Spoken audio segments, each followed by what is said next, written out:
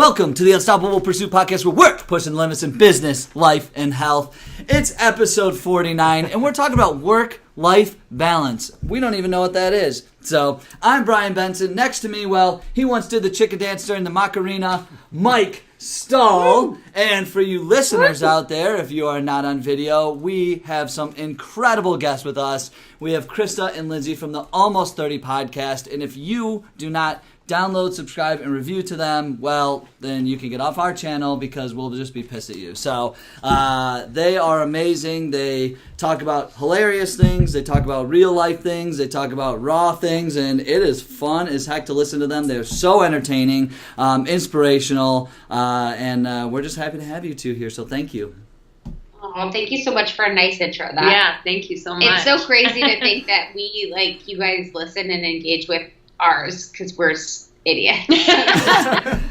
I really enjoy it though, because I think it's just like ours. We don't take like what we don't take what we take what we do seriously, but not ourselves. Yeah. And I think that you guys have such a good vibe, especially on yours, like just like that, and it's fun. Thank you. Thank you. We try. All right, Mike, dumb air day, and then let's get into it. All right, here we go. Frustration is something we all deal with. So many things lead to feeling that way. Looking back on your path and seeing how things have worked out in a much better way with time should bring you peace. You know the temporary frustration will leave and pass. Sometimes we have to weather the storms to grow and mature. Life is full of many ups and downs. The thing to remember is that they always pass. Time moves on, and you will too. And the quote at the bottom is by Dan Miller, and it says, "Continual learning is the key to continual living." All right. Thank you. All right, ladies, let's really get into this because we just had a really stellar conversation right before this, and I think it's really important. But where are you guys going in the ultimate goal for your podcast and brand? Oh boy, it's a big one. Ultimately, well, one, Krista and I want to be doing this full time. That is the dream. We are juggling as of now, and it feels very fluid and fun and busy, and but the busy is super fulfilling. But ultimately, we want to be doing it full time. The ultimate goal is to exponentially grow our audience so that our message and our guests that come on and the tools that we provide can reach millions of people. We also have dreams of doing an Almost 30 retreat for women. So our events that we're running now, it's kind of like the beginning stages of running retreats for women to help them through any transition in life. It doesn't have to be 20s to 30s, whether it's health, relationships, career, spirituality, whatever it is, just create a really safe space for people to be themselves. Yeah, I love it. And I love and if for the listeners, check them out on their Instagram too, because they post a lot of unique stuff, and you can actually see what they've done in some of their events. It's pretty cool stuff. I mean, how many people showed up at your last event? I mean, it seemed there was a ton of people there. Probably 75 girls, which was wow, great. That's amazing. Killing it. That's awesome. It was mainly because, it's because of us, but then a lot of too, we were able to get on really great speakers. So our speakers have really, really great followings and networks. So, I would say less than half was for us, and then probably more than that was for the amazing speakers that we have. Mm-hmm. And if you tell people they're going to get tons of free stuff and, be at a nice house and do a little bit of learning, they're going to want to come. Yeah, no, that's great. So let's kind of dig into this work-life balance, which I like to say work-life integration, because, well, Mike and I are both married. I have a 5-month-old. We're just trying to get through this too. So I think both of you are in relationships, if I'm not mistaken. Or no, are you single, or what's going on here? Krista is in a long-term relationship, and I am single. Okay. But let's be honest, with jobs, with cycling, acting, all blogging and podcast, you guys, where the heck does the rest of the time go to relationships, dating, stuff like that? Talk about that with us a little bit. I can speak. So I have a boyfriend. I've been dating Justin, my boyfriend, for like 4.5 years now. I live with him, and I think that is what keeps us together, is living together. So obviously, because I love him and whatever, but also too, like, that's like our time. Like, so when I get home, I'll usually be out from like 6 a.m. till 9 p.m. when I get home. And then when I get home from 9 to 10 is kind of like our time to chill. And then we always do like hangouts on Friday nights. So just being kind of like, he understands that I'm always doing something. He has work, and then he is a mobile app developer. So he makes mobile apps on the side of his job. So he has a thing too. And I'm very like, I've never been someone that like needs my partner or needs to be with them. Like people probably that know me don't even know I have a boyfriend till like a few times hanging out with me, just because I'm so independent. Like, I like to do my thing. Like, I want people to know me for me, and I want him to do him. And if we plan to be together forever, we have like the rest of our lives to spend tons of time together. But right now is like the time for us to like hustle.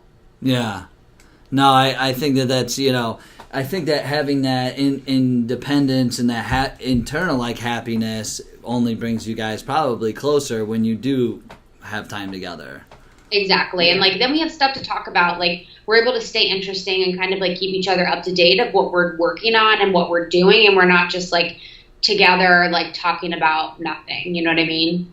Do you ever feel that you're just like killing the social game and blogging and stuff? Do you ever feel like you're like addicted to your phone, or do you feel like that sometimes you're on your phone too much? I actually it's funny you say that, and that's a sign, because I was actually at dinner last night with a friend, and I was like saying that it's like I'm kind of like worried about it right now. Like, it's kind of my thing. And then Justin, my boyfriend, he always says digital detox. He's like, you need a detox. If like I'm on my phone too much, whatever. But it does kind of freak me out how addicted to my phone I am, and how much I can be on my phone. So I try and keep it in check, but it's really a problem, to be honest. Yeah, I think everyone, at least in our generation, deals with it. I'm living with my brother currently, who's 21, and it's kind of, he's a mirror to me right now. So I see him on his phone way more than me, but it still shows me that I am on my phone a lot. Mm-hmm. And I'm trying to, instead of nag him, lead by example. But it's actually insane. Like I just hear other people's freaking Insta stories running, like while he's on the toilet, like before bed. Like, I'm like, I was like, can we have a break? Like, and you know what I mean? But it's showing me, I'm like, wow, like, yeah.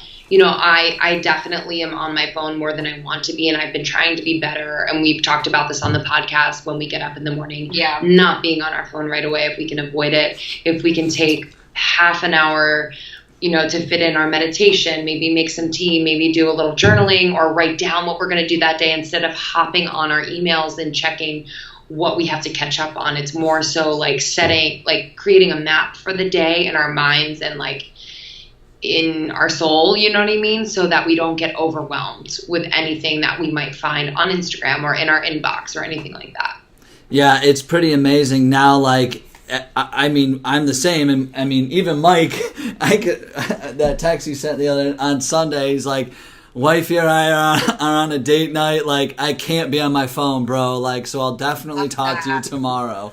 But, that is something that, it's sad that almost like we have to like schedule times in our brain to be like, don't use our phone. Oh, it's so true. Actually, just a tip for the gentlemen listening. Oh yeah. The coolest, sexiest things a guy's ever done on a date with me is hand me his phone. He's like, can you put this? Get this thing out of here. Like, I'll put it in my purse. He won't look at his phone the entire time. That's cool. Yeah. And it was like, it's sexier when he gives you his password. That's funny. And you're like, I like that though, about that. Yeah. I do like that about putting the phone down, like when you're at dinner or something. Oh, hell yeah. Even like if Brian and I are together, we just try to, not be on our phones. So that Even we can talk about mandates. whatever, even if we're not talking about business or whatever, but just kind It's of be just in the rude. moment. And, Period. Yeah, because we'll be having beers, but like yet we'll be like on our devices, and it's like, how present are you with the person you're with, and it sucks. And I tell Brian, I'm like, Brian, you know what my love language is? It's not being on the phone, brother. You know what I mean? That's not I'm my like, love language. give me your purse, bro. Let me. I love that. But you know what? I love that, Lindsay, because I'm gonna definitely next time I'm on date night with the wifey, I'm just putting the phone in the purse, and I'm just gonna, because you know what? It'll be out of sight. Bed for that one, trust me. All right, I like it. As a side note, too, Lindsay, maybe if you're interested, we could put in a nomination and get you on The Bachelor. It'd be a great way to promote the podcast. Don't promote that. Don't promote that. Because they'll put your name at the bottom, and Chris is like, number. it's all business, you know. Actually, no, because then you'd be gone and we couldn't record. So true. Can't. You'd really have to batch a lot of content and then like go on it. That's funny. Oh man, that's hilarious. Thanks for that. That's a compliment. Compliment. So what's been, besides the phone thing, what's really been the biggest challenge for both of you in maintaining that work-life balance? I don't know. Yeah. I don't really know if I have it. Like, I think every single person that knows me, like, honestly, as always approaches me, like, they're worried about me. So I don't really know, like, everyone's always like, are you okay? Like, so I don't really know what work-life balance is, because I have my 9-to-5 job, and then I have the podcast, and then I have the blog. So it's like, I guess what I've learned is like how much you can get done in a day. Like yesterday, I did so much in a day. Like it honestly like blew my mind. It just, people don't really think like that watching TV is 2 hours of their day, or like this is really, really dumb and simple, but I don't really get ready unless it's like for a photo shoot, unless it's for the weekend, something important. So I say 45 minutes a day not getting ready, like not caring about really how I look, and I just try to maximize any time that I have. So in the morning, if I can walk to my gym to work out, I'll walk to the gym and I will answer every email and every DM on Instagram during that time. And that's kind of like my phone time. Then I'm done with that. So it's finding like little pockets of efficiencies, basically like wherever I can, but I wouldn't say it's like a balanced lifestyle at all. Yeah. It's definitely not balanced, but we're happy. It makes us happy, and there are some days that are a little bit more intense than others. The whole podcast has, I think, surprised both of us in that we've remained super consistent about it for almost a year now, which surprised me. I'm just the type of person that half the things I start, I don't finish. At least that's been my story. So I'm trying to change that but I also know that like I stick to things that I'm passionate about, like that I do know. So that's been really fun to see. But in terms of balance, I'm not in a relationship, and I know that when that is something that I am blessed with and also have to deal with, it's like, I don't have another person to think about besides like my little brother, but he's on his own. So that gives me time, a little bit of time for self-care, which makes me feel balanced, right? So I'm doing my workouts, I'm like getting a massage every couple weeks, or whatever it is, like whatever I'm feeling, you know what I mean? Taking a walk by myself or whatever, like just kind of scheduling in those little things and not feeling bad about it, not feeling selfish about it. It's more so it's necessary in order for me to give even more to the podcast, even more to Soul Cycle, even more to my acting career. Yeah. I mean, I think, do you guys like put stuff in like your schedule like around that, or it's just like in your mind, like, I gotta reply to people as I walk to the gym or whatever, like, or is there like, or do you have a pretty like consistent schedule with all that stuff? Like, do you calendar it out? Like, how do you know when you're doing what, and so you're just not all over the place? Yeah, I don't. I'm pretty unorganized, I guess. Like, yeah, I'm pretty unorganized, so I don't, and I travel a lot, so there is stuff in there. I just I'm so focused on my 3 things that I need to do, and I know that like doing things makes me happier than not doing things. So it's like I'm able to always just find efficiencies of getting things done, I guess. But I'm not scheduled at all. Like some people live and die by their Google Calendar or something like that, but I don't. I just am so in the flow now with how I need to do things or what I need to do that I kind of know how to do it. Mm-hmm. And I think for me, there will be days when I'm really good about scheduling. I'll have either in my Google Calendar or I'll have on a sticky note all the things, or in my Evernote that I want to check off, right? I think I work better if I give myself a block of time to do X, Y, Z, and then after that block of time, those things, whether they were finished or not, are done, and then I move on to the next thing. If you give me 5 hours to do 20 things and I can do it whenever, wherever, I'm not going to get most of that done because I'll start one thing and then I'll start the other and then I'll do, you know what I mean? It just feels very surface to me. So if I can concentrate on 1 or 2 things for an hour, great. Yeah. You know what I mean? So I need to be like my own assistant in that way. Like, okay, you're going to work on this for 2 hours. Great. Let me check back in with you in 2 hours. See what you did. We all have a little ADD to a certain extent, I think. Yeah. Well, that comes out with the phone. The nature of working on a computer, working on a phone. You know what I mean? That's something I've been thinking about lately. It's kind of like crazy. Like I said, this is very weird, but sometimes with my work, I'll like work and then have like YouTube up, or like I'll have work and then my phone will be there, and I kind of have so many things going on that it's kind of freaks me out sometimes. I'm like, so whoa, you know what I mean? Terrible. Like I don't know what I'm paying attention to, and like I just always have to be stimulated, and I don't know if that's good. Well, I'm with you, Lindsay. Like if something's not in my calendar, like it's gonna fall through the cracks. Like I'm effed. Like it's done. Like not a good thing. Like even little things. Like even I know we're doing this podcast at like 6:30 on Thursdays. Like Mike even saw it's like calendar notification. Like if I even just like silly things, phone calls to friends. Like even I know my buddy. We're like, oh, let's catch up this Friday. Like I put it in my calendar because. Yeah. I mean, I think that sometimes what happens, and just like you said, Krista, like I do also have that ADD. Next thing I know, I'm freaking scrolling through Facebook, and boom, well, 25 minutes. What the hell just happened? Yeah. Like, has that ever happened to you guys before? Oh my god! But I'm like more aware of it now. For me, when I was on like the dating apps at one point, I think I lost hours and hours of my life. Oh my gosh. I missed that whole scene. Like 30 minutes later, I found guys with her and I only swiped right once. I'm sure. So we all know it was Tinder. Attributed to my pickiness. But anyway, it's just that type of thing funny. Where I'm looking for this other form of stimulation because I'm impatient with my own creativity. I'm like, you're not being sharp. You're not producing great ideas right now. And instead of sitting and maybe listening and maybe putting on some music or just free writing, whatever it is, like I go to somewhere else. So that's been something I'm working on.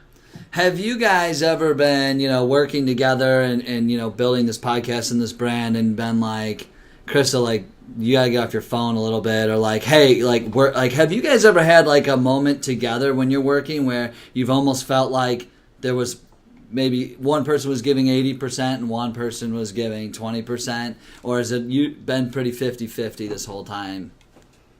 I think it's been 50-50, and I think we're not like when we're together, we're not on our phones. No, like I mean, sometimes we are, like, but not really, and.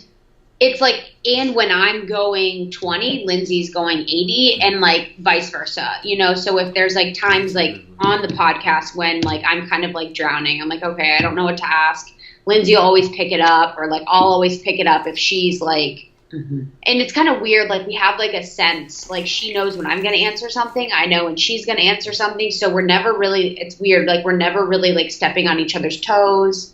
And then with the podcast, like Lindsay handles sound and production and everything like that. Like she talks to our producer and she does all the sound stuff. She does all of our like analytics on Libsyn. And then I do like all the finance stuff and things like that. So we have pretty clear like roles that we have, but it works out to equal. I agree. And I think in the beginning, it's, there's a learning curve where I'm the type of personality where I wanted to like make sure Krista felt like supported, because she's just such a workhorse and she just gets shit done. So I wanted to make sure that she felt like I was doing stuff too. So I would be like, oh, let me help you with that. Oh, let me do this.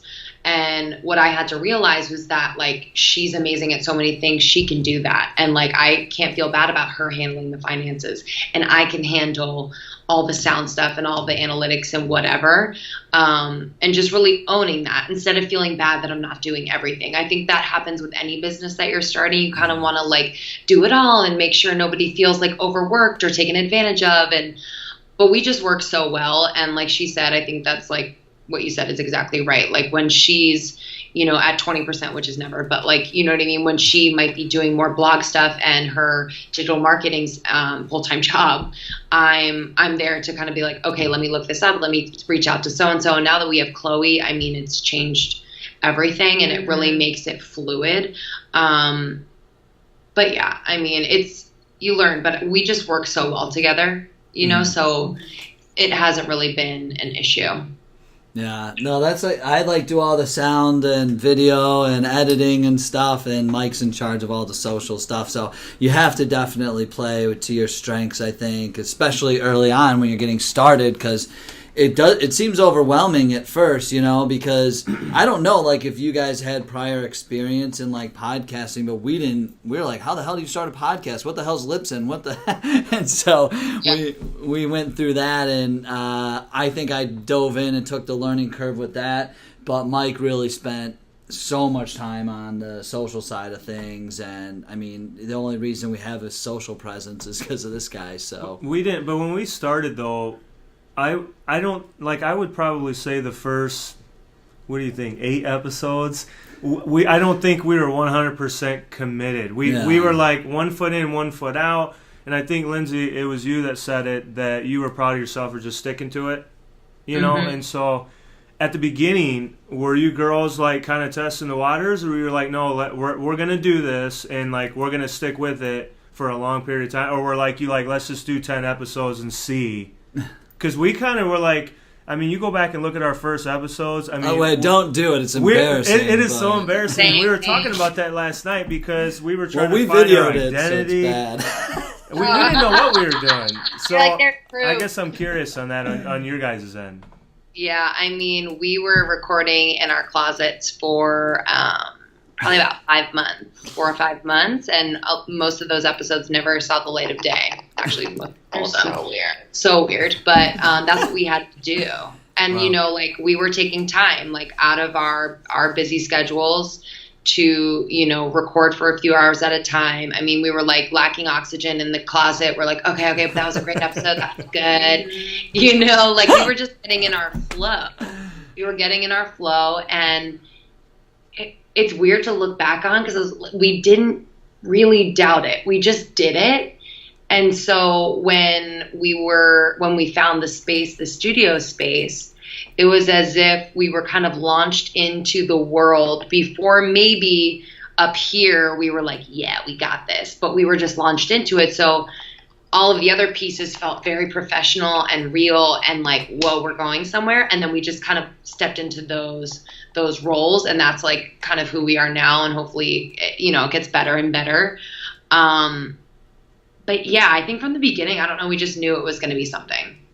Yeah. I think when you're so busy too, I don't think about like anything, you know, like, I don't know, like, it's like, I can't even think about like if we were going to be big or not, because I was just doing, like, I'm in such a doing state that I'm never really like questioning, or I'm never like wondering how everyone's receiving it. I'm just doing, and that's sort of like how I feel about it. Yeah. Krista, are you okay? Are you okay? No, I don't. Like, I think it's funny though you say that people ask that, because it's true. You just kind of got to do, you know, and you just go. You know? When you guys first started, you know, and getting into it, was there a time where you almost felt like, man, nobody's listening? Like, this is just like, maybe you guys like, because we were. I mean, you have your own, you know, had your personal followings. We did not have, like, a personal following. Well, you did. I was just freaking nobody. I still maybe am, but whatever. You know, screw it. But did you ever feel like you almost wanted to give up because you just felt like, oh my gosh, it's just not where we thought it was, or it wasn't as like glamorous as it seemed other podcasters were having it? I think it's like we never really thought so much about how our numbers until recently, until more recently. So we were never like, oh my God, no one's listening, or like this, blah, blah, blah. Like we just never thought about it. We just kept putting out the content instead of looking at the numbers. So we were never really thinking about that to like psych us out. Cause it's like, why are you doing this? Like, are we doing this because we want downloads? Yeah, we do want downloads. We want people to listen, obviously, but like, we're not really doing it for that. That's not like our mission. So always sticking to like our mission and like why we do it is pretty much it. So we've never, and I think as you get bigger, like as we've been bigger, now we kind of look at our numbers more for like downloads and like reviews and stuff, because we've sort of moved up in like what class we're in related to other podcasts. So like our podcast is at a level that's with other podcasts. So now I'm kind of looking at numbers like in comparing myself. Whereas at the beginning, it's like you have such a low amount of numbers. You're just like, you don't even know what you're talking about. Yeah. And then you get that, I agree. We didn't really look at numbers. I think, you get that feedback from your close family and friends, which can be, I think that was the hardest part in the beginning. Like, and it's silly stuff. You know what I mean? They're like, you said like too many times, and you're like, okay. Yeah.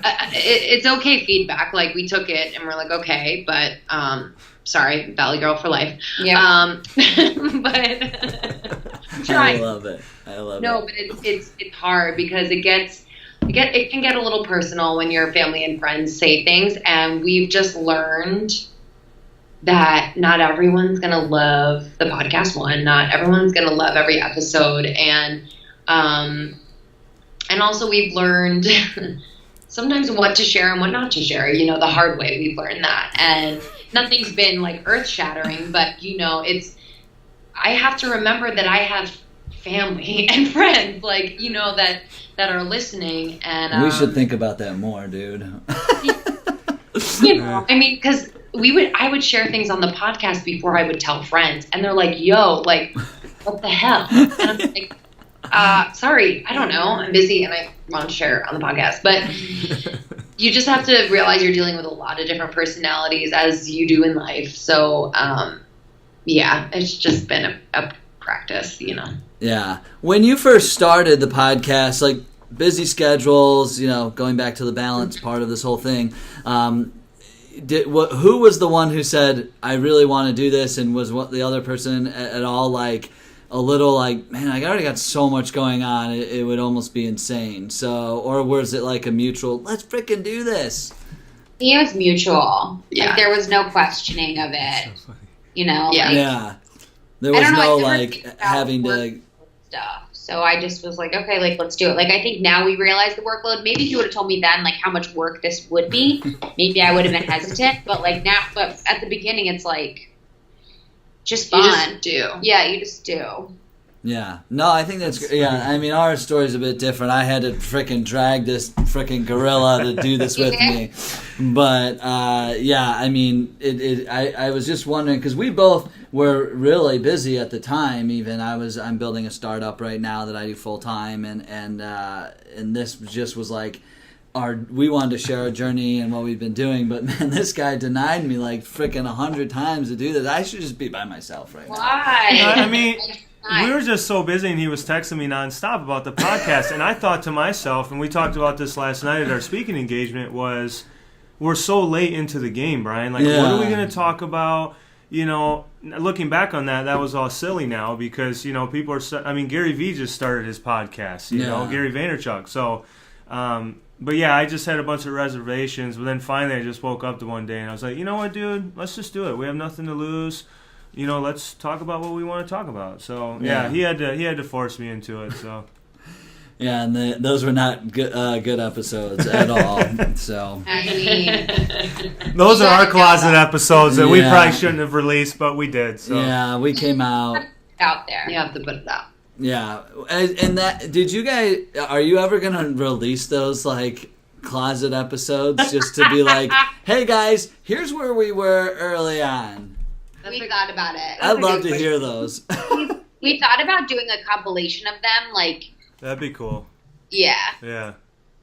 So we're gonna, I hope we can do that eventually. Yeah. We need to do something like that too, Yeah. just to show the growth. You know, I think people could really appreciate the growth process, seeing you girls kind of evolve on screen. You know what I mean? That's a good idea. Yeah. Mm-hmm. You guys, want to build this brand and things. What more is it than just, it's going to be retreats maybe, but are you guys, you ever think about getting into, the clothing or supplement space or anything like that? Has that ever crossed your mind as like, another business vertical for you?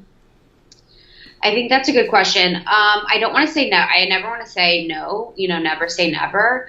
We're making hats. So like they have our like almost 30 podcast logo on them. They're pretty dope. So we're going to sell those on the site, but that's more just like less like a money making thing, more just like a community. We want to just have this available for people that want to buy it. I would love for us to figure out a product that we could sell, because that, would be the dream, and that would help us move to doing this full time. So yeah, I mean, I'm open for ideas. Have you thought about doing any type of, online courses or something, not actual physical products, but maybe some types of like, I don't know, how a lot of people sell courses online or ebooks or something like that. Would that be a play? I hate everyone that does courses online, but I actually wrote an ebook. I wrote a podcast ebook, so like how to start a podcast. So I just put that up on the site recently, so that's something that I'm hoping to monetize. But maybe we'll do a course. I think we need a little bit more under our belt to be doing something like that, and we kind of need to it needs to feel right. Like it doesn't need to be like, okay, we need to do a course because we need to monetize and teach others. It needs to feel like something that's authentic and something that makes sense for who we are and for our brand. And I think right now focusing on growing the podcast and the events is like really where our bread and butter is.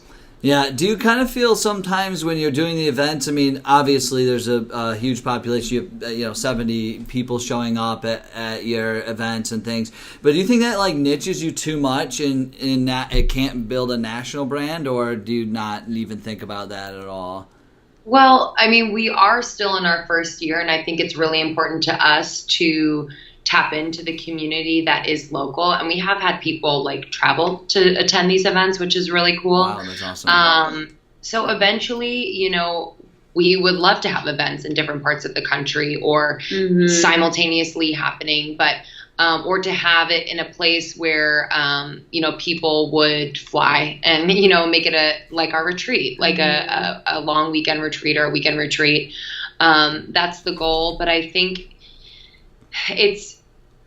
I value thinking big like that, but I also think taking kind of like one step at a time, aligning each decision and plan and event and whatever with, where we are right now, how we want our community to feel. So, even though everyone couldn't be there that day, we were sharing in our secret Facebook group, we were sharing photos and, communicating with everyone. So eventually, yeah, that's the dream. But if we were to make it grand scale this early on, I think we would sacrifice the quality.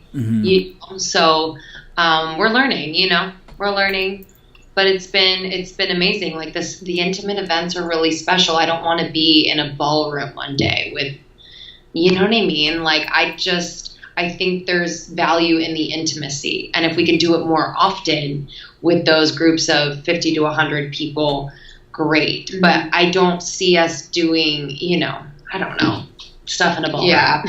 Yeah, like Madison Square Garden or something. Yeah. Yeah, I think the intimacy and the connectivity just is so much better in smaller groups. I 100% agree with you guys on that. I would definitely stick with that model for sure.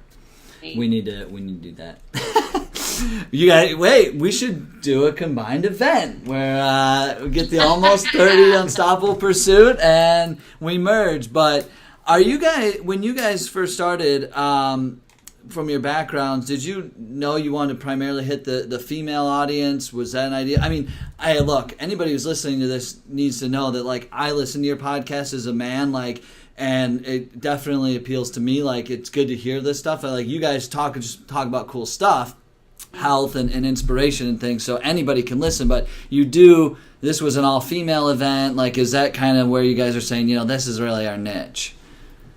There was dudes at the event too, but sorry. But I mean, no. But yeah, like it was definitely like a female topic. It was like a female-driven event. But we do try and make our podcast appeal to men because we never want to like shut men out. Like I think we both have humors that appeal to like men. Definitely. Yeah. So it's like we want to keep it open for everyone, but for the events, sometimes it gets hard to mix them because then people are kind of like dudes are kind of like looking at girls and girls are kind of looking at dudes, and it becomes just like a totally different vibe than if we have a room of all females. We're able to like talk openly and honestly about body image or something like that. So for events, we'll probably keep it mostly women, but for our podcast, we like want to open it up even more so to men. So we have like male comedians coming on, which is good. So we're trying to even make it more appealing to men because it's half of the population. No, 100%. And I think, we want your insight too. Mm-hmm. I think it's amazing that you listen, and I hope that it's kind of given you a little bit of insight into like, I don't know, how women think or what we're like dealing with, or like menstrual cups. You're like, ew. But I think it's important to like start. I would love to have men in the conversation. Mm-hmm. It's just, I think not by accident, because I think it was part of like what we wanted to do, but we created a safe space for women to, kind of unload, express what they're feeling, what they're going through, whether positive or maybe not so positive, and how they're going to get through it, and create a community and support system for that. But I think men can absolutely be a part of that in many ways. So it will be really fun to see how that kind of takes shape. Yeah, I mean, I think that's really cool. And when you reach out to these people, especially guys, and after you've kind of looked at a lot of the guest lists, and I'm look at your Instagram, and you're like, there's a lot of females, which is great. What do you say to them? Like, hey, we definitely need the male perspective. Is that what you say when or like, how do you reach out to them in a different way? Or you just reach out to them like any other guest. Yeah. To be honest, and we're just like, hey, we'd love to have you on. Like, we think our audience would really love you, mm-hmm. and would want to hear from you. So yeah, I don't think we've approached it and we haven't got on every guest that we've emailed, you know what I mean? So like there are people that have said no or like haven't responded. So it's like for the ones that have, we have them on, but for the ones that haven't, I think that they have that assumption that it is mainly female and that we're only girls talking to girls. So they're not going to be on the podcast. You know what I mean? Have you guys, do you take it pretty personal if you don't get a response, or how have you dealt with, like you said, family and friends listening, saying things, and then like people maybe rejecting the idea of being on your podcast? Have you ever felt, man, it hurts personally, or are you just like, screw you, there's somebody else who will be on? No, I mean, I don't think we take it personally. There's a lot of things that goes into, their decision, and sometimes people just don't know that podcasts are cool. They like don't really have the time for it. But yeah, no, I haven't taken it personally. I don't think. We've gotten amazing guests on, and we're continuing to get amazing guests on. So if someone doesn't want to be on and engage, like, I think it's okay. I don't know. I'm just kind of like on to the next, but not in a negative way. It's like, okay, cool. And same with sponsors. It's like, we try to give them the best idea of like how we could work with them. And if it's just not a fit, it's not a fit. Yeah. No, I feel you on that. I mean, just, it doesn't matter. If it's not a fit, it's not a fit. It doesn't work, then who cares, So I have a question I want to ask you girls. Is we kind of been talking about the work-life balance, but is there a story that comes to mind where, with the podcast specifically, like shit went epically wrong and it was just like crazy? Oh, it was the worst day of our lives. That one day with the Skype. Oh. Yeah, I mean, we've had just Was it an afternoon? Was it like a Friday afternoon and I was like trying to take off work or something? mm-hmm. I think there was one afternoon where I was like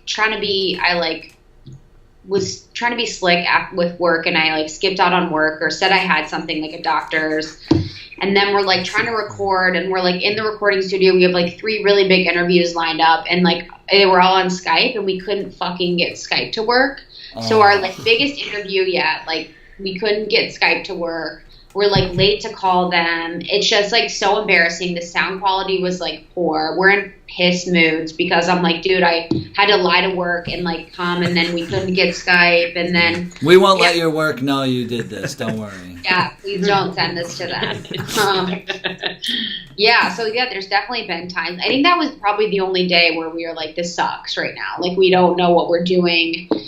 Now we're kind of in the flow with it, but there are going to be kinks with anyone when they're trying to start something. You know, you need to figure things out.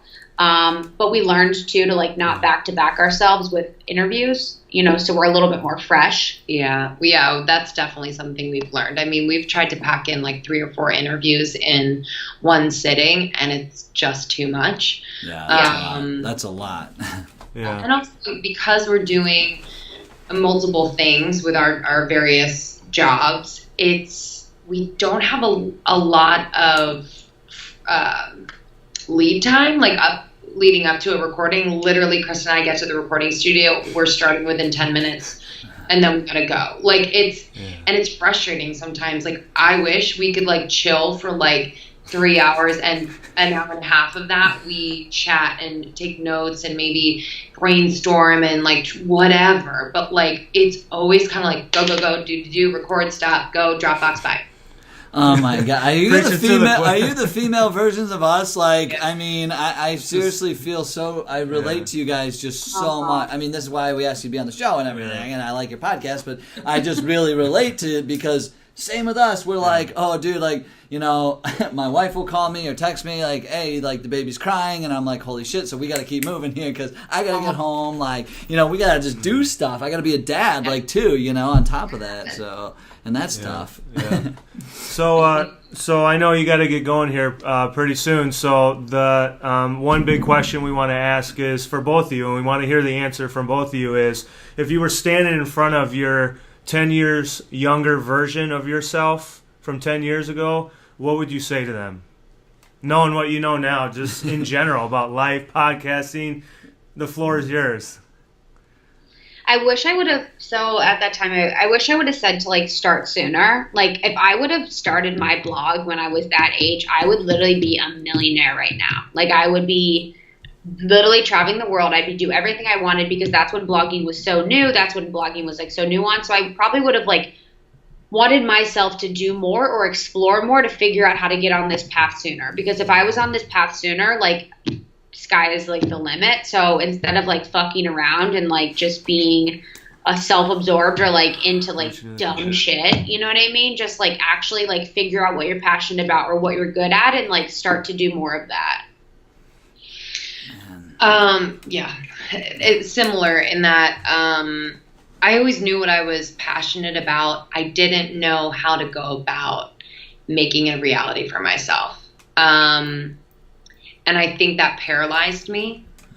So if I were to say to my 10 years younger self, I would say, keep moving, keep connecting, keep creating. So I would be paralyzed by like, I don't know what to do next. So I'm just, I might as well just go out tonight, like with all my friends and like get fucked up. No, but like I could have, you know what I'm saying? Like I could have spent more time writing. I could have spent more time going to shows or things like that inspired me. And just like Krista, just kind of like starting sooner. And I think my parents are literally my number one fans, the most supportive people in my entire life. But it's hard because I think about me as a parent, you know, in the next 15 years, and it scares me. Like, I just want to, without being a pain in the ass, encourage my kids to stick with it and to be diligent and to be focused. And you're going to have to sacrifice. And my dad always says that, but it hits you later. Like, he's like, you're going to have to sacrifice. You're going to have to say no to things that are really fun in order to get ahead.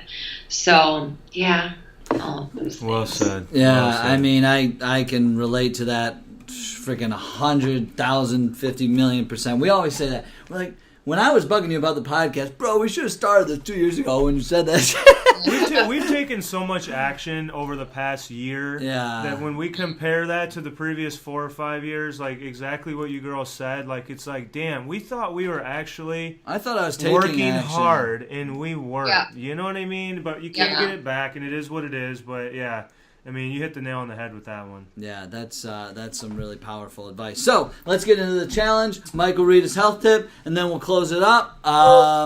So the challenge, just because of what you said, for our audience, I want you all to take action to start now, because you heard the 10-year version of themselves, what they would say to themselves, and it would be to start now. So whatever it is, whatever you want, I don't care if you want to be a candlestick maker, I don't care if you want to be a fitness instructor, I don't care what you want in your life. Sharpening colored Please. pencils. Yes, please start now. Take action, because I know personally I have a little bit of regret that I didn't start sooner as well. So I think whatever you're doing right now, like, you could, turn the podcast off after you listen to Mike's health tip here, and then take action on that. So that's your challenge for this week, ladies and gentlemen. All right, and the health tip for this segment is about gut health. You know, everyone's into healthy bacteria within the stomach. We know that's where health really originates. So probiotics are now being deemed as necessary to your overall health, especially with the overuse of antibiotics. They are healthy bacteria that create a better environment